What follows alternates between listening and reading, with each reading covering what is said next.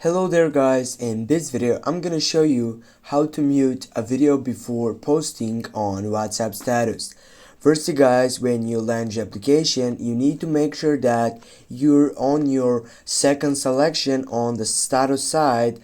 For example, if you're on the chat section here, you'll be available to chat with someone, but if you're on the second one on the status section, you'll be able to get up and take a status on your WhatsApp. For example, by typing on the plus icon on your left side, here you can choose a video or a photo that you want to be included in your WhatsApp status.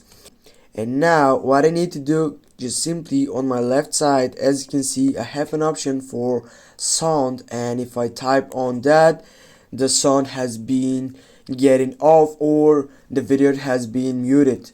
Now if I go on the send on my right side by typing on the sending side, here as you can see guys, the video has been posted, but also the video has been muted on WhatsApp status. If I type on it here and if I go with volume up on my side, and here as you can see there is no sound because we have muted that video.